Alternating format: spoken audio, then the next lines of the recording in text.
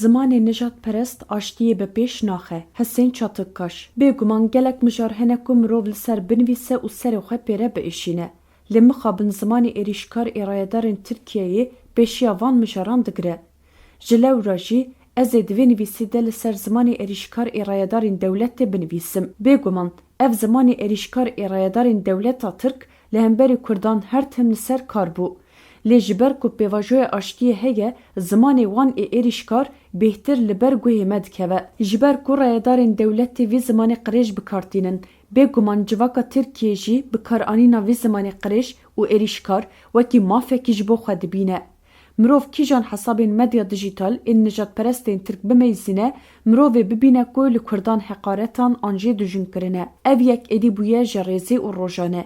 Bêguman ev zimanê li dijî Kurdan ji avakirina dewleta Tirk heta roja îro kêm nebûye. Lê bi çalakbûna medyaya dijîtal re ev yek bêhtir dîtbar bûye. Ango êdî zimanê êrîşkar û qirêj êrayedarên dewleta Tirk bûye zimanê kolektiv ê civaka Tirk. Ji ber ku avakirina dewleta Tirk heta roja îro heman heqaret û bêrûmetkirina Kurdan li hemberî Kurdan weke neqaretên stranan di devê hemû rayedarên dewleta Tirk de dubare dibin. Di encama dubarekirina van heqaretan de kolektivbûna civakê zêde bûye û gihîştiye asta herî jor. Ji ber ku ev heqaret û bêrûmetkirina Kurdan polîtîkayeke sereke ya rayedarên dewletê ye, ew ti carê kêm nebûne û her bê siza hatine hiştin. Bê siza hiştina van heqaretan rêyên vê zimanê qirêj her tim vekirî hiştine. Hûn nê nemeyzînin ku çend rayedar derdikevin û van kesan şermezar dikin. Ew bi xwe di nav heqaretan de çiyê xwe digirin û dibin simbilan de dikenin. Ji ber ku ji avakirina dewleta Tirk heta roja îro nasnameya Kurdî tune hat hesibandin. Heqaretkirin û bêrûmetkirina Kurdan jî hêsan bû. Her wiha dema nasnameya Kurdan hat qebûlkirin jî wekî pirsgirêkeke ewleyî hat dîtin. Lewra heqaretkirin û bêrûmetkirina nasnameya Kurdî rewa hat tê dîtin. Ji berkirinên nijadperestên Tirk li hemberî Kurdan ti deman nayên guhertin. Bêguman ne tenê ji berkirinên nijadperestan, ên piranî Tirkan li hemberî Kurdan bi heman awayîne. Li ser meseleyê hema hemû Tirk dibêjin ku Kurd fatûreyên ceryanê nadin. An jî dibêjin ku di her maça Amedsporê de marşa neteweyiya Tirkiyeyê de protesto kirin. Qalib û fikrên şaş ên li ser Kurdan bi awayeke rekûpek tên fêrkirin û belavkirin. Li hemberî van agahiyên şaş jî rayedarek dernakeve û nabêje ku ev yek şaş e. Ango li ser van şaşiyan bêdeng dimînin. Ji xwe bêdengmayîn di esasê xwe de erêkirine.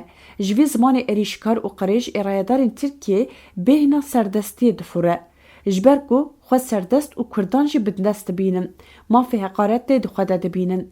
Lewra li ser çand, ziman, nasname û dîroka Kurdan çi tê ber devên wan texsîr nakin û vedişêrin. Wezîrê Perwerdeyiyê derdikeve û dibêje kesên bixwazin bila qursan de fêrî Kurdî bibin. Kîjan qurs wê têra zimanê 20 milyonî bikin? Ji xwe ya kambaxtir parlamenterên CHP derdikeve û dibêje ku li vî welatî gelê Kurd tune ye. Ji van mînakan jî diyar dibe ku partî û fikir çi dibe, nêzîkatiya nijadperestan li hemberî mav, hebûn û xwebûna Kurdan bi heman awayî ye. Hemû amûrên îdeolojîk ên dewleta Tirk xizmeta vî zimanê qirêj ê rayedaran dikin. Lewra di nav civakê de wekî zimanekî asayî û rewat tê dîtin.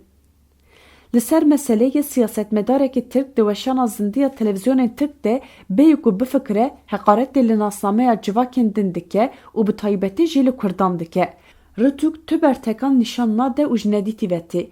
Hêzê dide belavkirina vî zimanê qirêj. Min di nivîseke xwe ya berê de nivîsan dibû ku nijadperestî ne nexweşî ye. Bêguman ji van bûyerên dawî jî derket holê ku ev hevokeke rast e.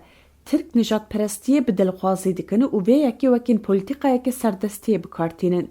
Ji ber ku xwe serdest dibînin, lewra hesasiyetên Tirk û Tirkîtiyê esas digirin. Berovajiyê vê hesasiyetên Kurdan li ber çavan nagirin. Hegel welatekî din bi awayeke kolektiv nasnameyek ji hêla siyasetmedarekî ve hedef bêgirtin, bêguman partiya wî siyasetmedarî di demeke Kurd de hemû rêbazên disiplînê dike meriyetê. Her wiha li welatên din nijadperestî bi awayekî zelal tê pênasekirin û wekî sûç tê qebûlkirin. Lewra bi awayekî hêsan kesek nikare nasnameya civakê bi aşkere hedef bigire. لألمانیای نجات پرست آنجی نازی با آوائه که اشکره نکارن خباتین نجات پرست بکن آنجی پسن نجات پرستیه بدن. لبله نجات پرستین ترکیه به هر آوایی نجات پرستی خود پاريزن و فاشیزم خواه بلیو دکن. لسر مسئله آلیگرین بورسا سپوری لهمبری لیلا زانا زمانه که بقریج بکار آنی. لورا کردان لهمبری وی برتک نشانده. لسر وی که جه پیان بگرن حتی زفر پارتیان بشکریا خواه به بورسا سپوری را اشکره کر. دما مجرد به کرد همو پارتیان سیاسی لسر همان خطی کم دبن و کردان وکی دجمنین هفپار نشان ددن. بکار آنی ناوی زمان قریش لهمبری کردان بی به سسا کرن هر تم هات خلات کرن. لسر مسئله پشتی اقارتین بورسا سپور وکی قهرمان هات ایلان کرن و جالی گلک کسان و جبو بورسا سپوری پره هات کم کرن و رکلاما سپونسر بورسا سپوری با آوائه که اشکره هات کرن. دبکار آنی ناوی زمانی ده بیواجوه که دم دریش هیه.